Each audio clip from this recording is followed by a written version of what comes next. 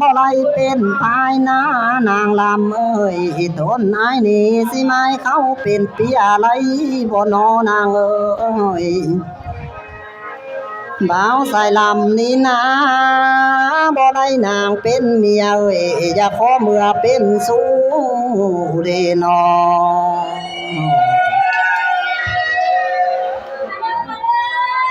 อันบ่ได้เป็นสู้หมอลำนะอยากทุลีเขาเป็นเซลเดนอนางเอ้ยไอ้นี่นาบ่ไรเป็นเซลเทอยากขอห้องเฮ็ดสหายได้บ่ลาเอ้ย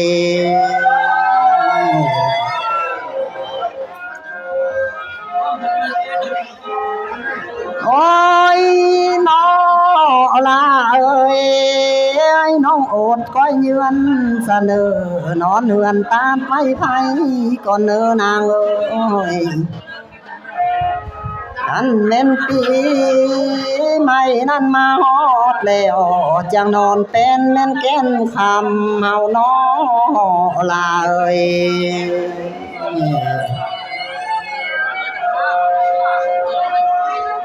โอ้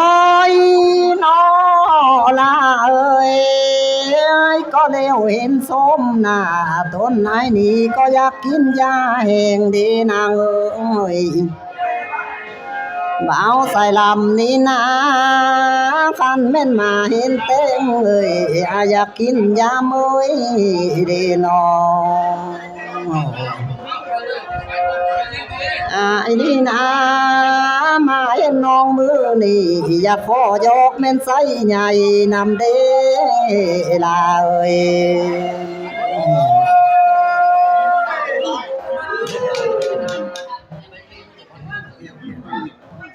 เยี่ยมมาเห็นมั้ยเดี๋ยวหน้าตัว2 โลไอ้หน่อย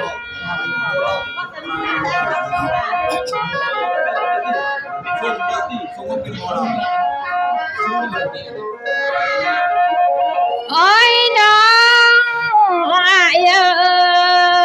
ยแค่นว่าดีน้องเท่าไอ้เอ้ยไอ้ก็หยับเข้ามาก่อนแม่ไอ้เอ้ย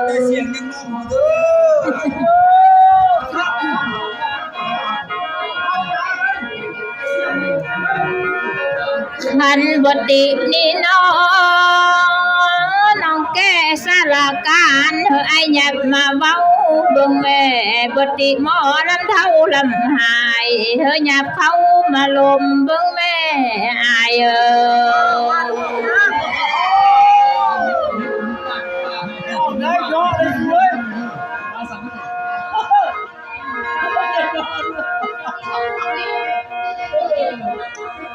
โอ้ยน้องเอ้ย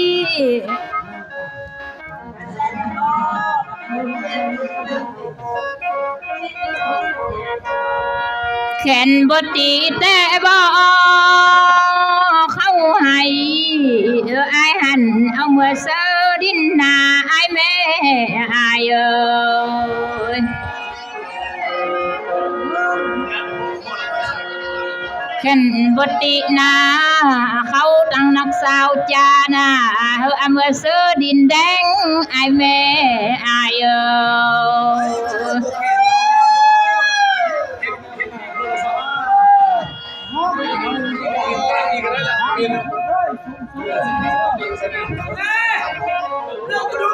แค่นบดี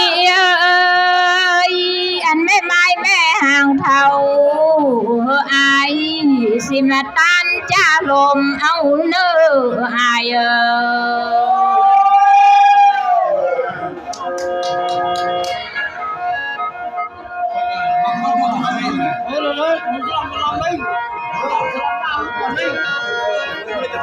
โอ้ยน้องไอเอ้ยยันว่าเตียนฟันแนวเพือกนาไอพัดดีว่าเพือกน้องคันได้ไอเอ้ยแก่นว่าลูกน้องปั้นแนวมันเอ้ยสายพัดดีว่ามันนางบ่เจ๊บานา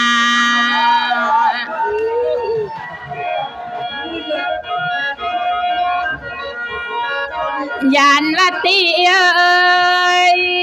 เสียน้องเป็นหมอลำเท่าลำหายปั้นเธออายฮอดบ่ลมหันเด้อายเอ้ยน้องเป่าแคนบุกเป็นอันนี้กินเพิ่มกินเพิ่มมันจะพวกผมนี่ไหนมาเลยพวกผมเลยโอ้ยน้องท่านเอ้ยน้องก็ขอบเจอด้วยเนอยังมีเงินคำแก้วลงมาซื้อขันลำน้องท่านเอ้ยอันนี้ก็มาอันนี้แต่เจ้าจะงานนี่ตัวไอ้บาทน้องพี่น้าเด็กพี่น้าบาทน้องสิพรทรงให้ก่อนเนอขอให้เป็นพรแก้วเนออายเอ้ยสิสามดวงเป็นบอนพึ่งเจ้าเนอทานเอ้ย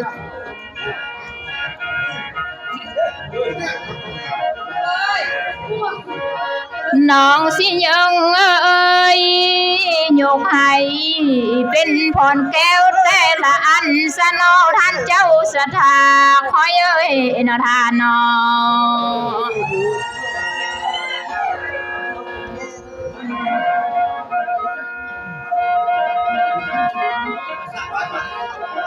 โอ้ยน้อ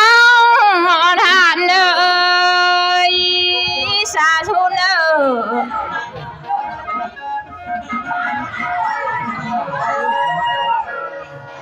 แค่นว่าไปตั้งน้ำมีพญานาคมาสู่เจ้าเนอพ่อแม่เอ้ยโอ้ตายหมดแล้วกูตายแล้วบ้านนี้แล้วอ่ะแค่นว่าไปตั้งปูตั้งพานอเจ้าสถาเอ้ยมีพญาอินอย่าพมมาเลื่อมได้เนอ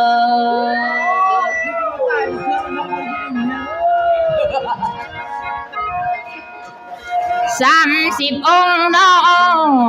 มาเลื่อมตั้งนาเนอเจ้าสถาเอ้ย50 องค์นั้นก็มาเลื่อมตั้งหลังได้เนอราเนอ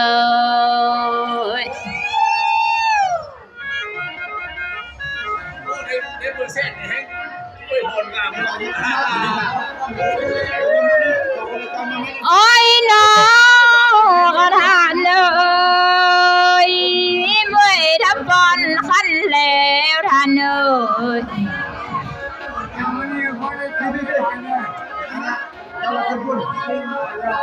เมื่อยเท้าให้น้องถือบอลเข้านอนเนื้อท่านเอ้ยนาถือน้องเขาอยู่ได้เนอ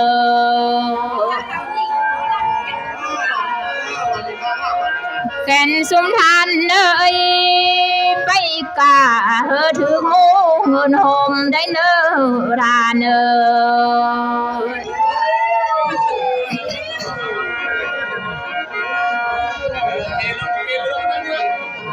โอ้ยน้องท่านเอ้ยเขาให้เงินคำแก้วสิไลมาอย่าได้ขาดได้เนอขอให้เงินบาทนั้นสิไล่ล้านลังมาเสนอราเนอ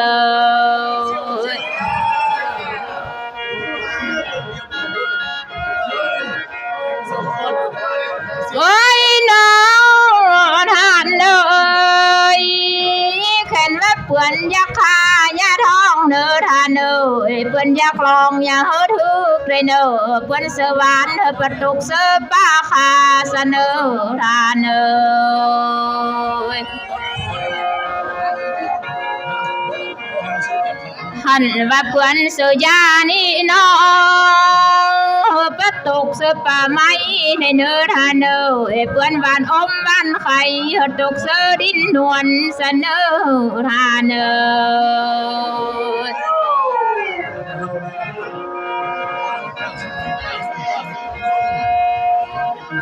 ้ยมีงัวควายมาเนอสิอาพรอย่าได้ขาดได้เนอ มันลายขนาดแท้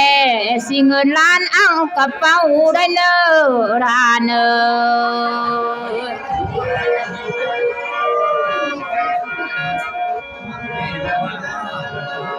โอ้ยน้องทานน้องก็โอ้ยพรมาซ้ำนี้น้อง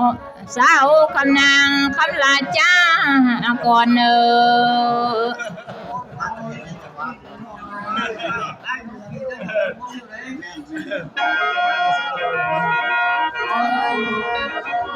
ขอฝากความรวยให้พุ่งพี่น้องให้คุณแก้วทรงพรเจ้าเนอทาน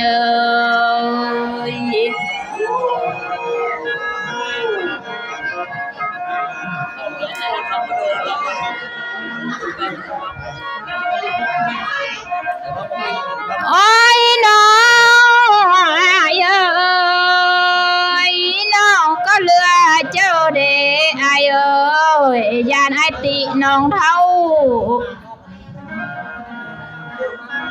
ขยะเสียกันต่อเมื่อหาผักสิเหือนอายคำบ่พอแรงเนื้อใดอาย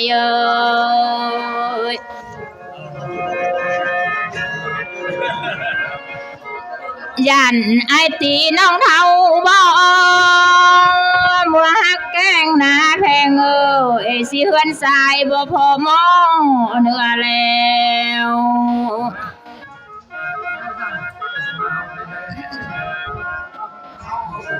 ยันน้องได้ลงเด็ดยอดอ้อน้อยใจกระเติดตาพุ่นมาแกงสะบองอาย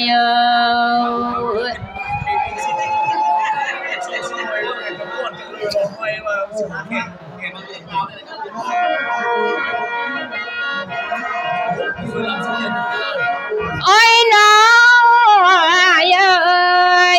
ยันละแกงน้องบ่ลายน่ะลูกใจเท่าแจวกินยั่วซะแล้วอายขันละอ้อผู้จำกะบาทหนึ่งก็ยังแค่นน้องอายน้องยันว่าเมียจำน้องก็งอนเงินถ้วยบ้าบ่อายบาดว่าเมียไอจำบาถ่ายกับปานหาลมล่วงก็เลือแหงน้องบ่อาย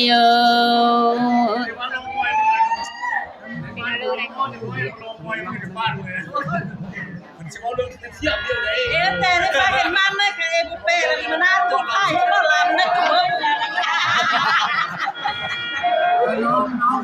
ประยานตื่นกับเอบุเป้มันน่าตุ๊กไข่ก็ลำยังเขาตุ๊กเพื่อนเขา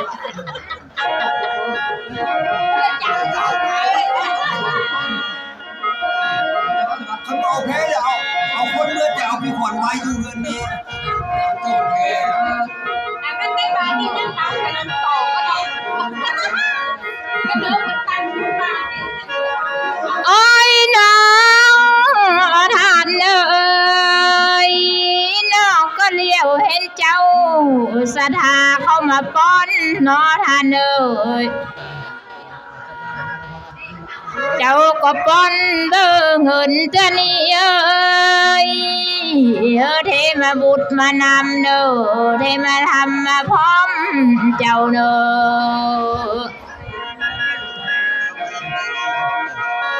เปิ้นมานั่งหลอมสิกมกราบเอาเงินคำเจ้าทาน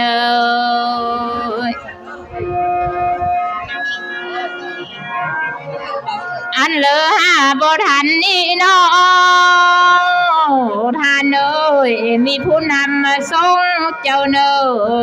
มาส่งอยู่ละสิมาหัวนอนเจ้าได้ทาน